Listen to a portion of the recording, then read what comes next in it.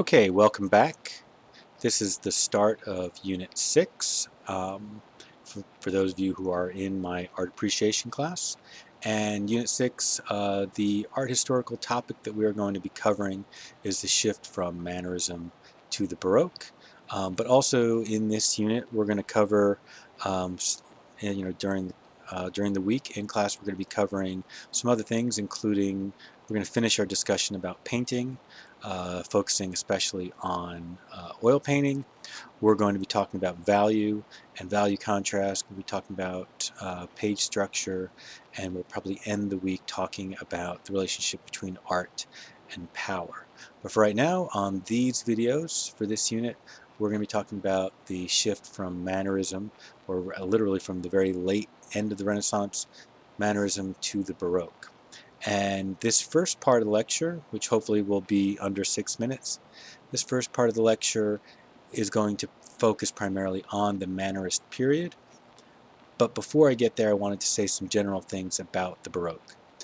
The main thing I want to say about the Baroque was that the Baroque is a victim of its own success. If you go to any major museum in North America, or just about any major museum around the world that's a comprehensive museum, you're going to see a lot of Baroque art. There was so much Baroque art made, and it's everywhere. And a lot of it is very good, but some of it is not that great.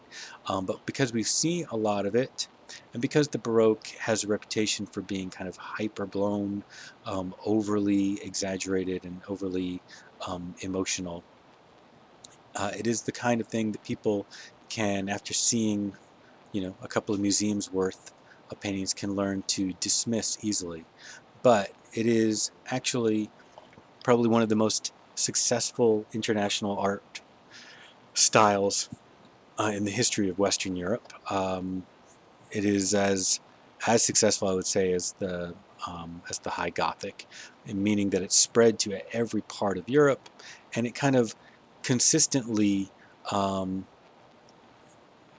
manifested itself in similar ways aesthetically all over Europe, so that in architecture and in sculpture and painting, the Baroque style became the dominant style.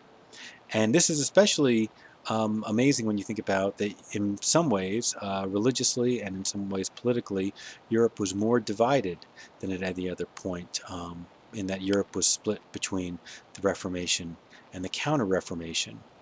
But Baroque, the manner of Baroque art and Baroque thinking kind of unified Europe. So that was one of the main things I wanted to say about Baroque before we start talking about how we got there and about the Mannerists. So some people refer to the Mannerist period as just the late Renaissance, and I think either term is true to a certain degree. It is definitely true that the Mannerist period has lots of continuation of the Renaissance. A lot of famous Renaissance artists continue to work through the period that we call the Mannerist period. But at the same time, there's a lot of other things going on that feel very unlike the Renaissance. So I want to begin there. We generally say that the Mannerist period begins in 1530 and runs till about 1600, when truly the Baroque kind of begins.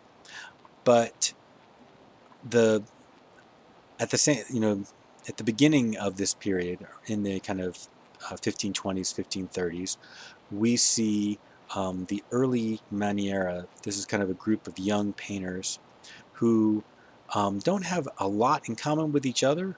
They're quite different from each other in many ways, but they have a few things in common: a tendency towards elongated, exaggerated figures, a tendency towards sort of a kind of an expressionistic and languorous feel to their paintings. But they are quite different. I mean, if you look at the Fiorentino, his painting in some ways looks like a throwback to Piero della Francesco, and in the deposition from Pontormo, we definitely see a much heavier influence from Michelangelo, especially in terms of the figure drawing. And in the Parmigiano, it's just strange in of itself. It seems to be, a one of a kind. And so there's this going on in this period, but at the same time, There's a lot, like I said, a lot of other artists that we were probably maybe familiar with from the Renaissance who are continuing to work. Titian continued to work all the way up until the late 1570s. Correggio was painting, and um, and a lot of these different artists, whether they were young artists or older artists, were really more interested in pursuing their own personal direction than in other parts of the Renaissance.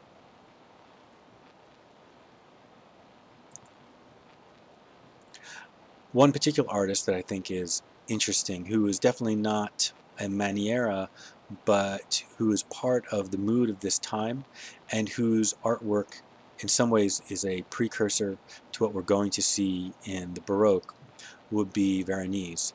And his paintings are definitely influenced a lot by Titian, and especially in this Wedding Feast of Cana, you can see an influence uh, from Raphael, and definitely from the School of Athens.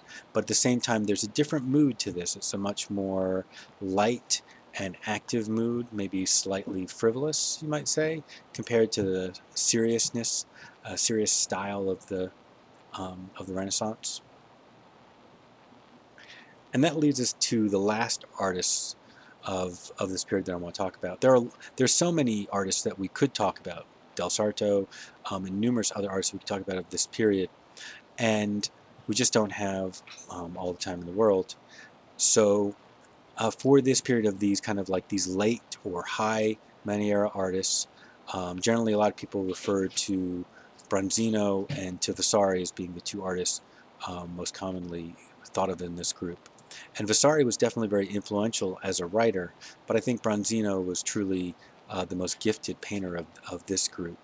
And like the Parmigiano that we saw earlier, um, he was definitely capable of making some very strange paintings, but that portrait, The Young Man with a Book, is a truly gorgeous, amazing painting. Um, Both a great example of the high Mannerist style, but also just a great, gorgeous painting in of itself. He was also a fantastic draftsman. Uh, okay, so this leads us kind of up to, in not particularly in chronological order, but up to 1600. So it gives you a sense of what's going on right before the start of the Baroque. And when we start the Baroque, we begin right here with two artists, this one to start with, Caravaggio, and another one, Carracci. Okay, that ends it for now. See you in the next video.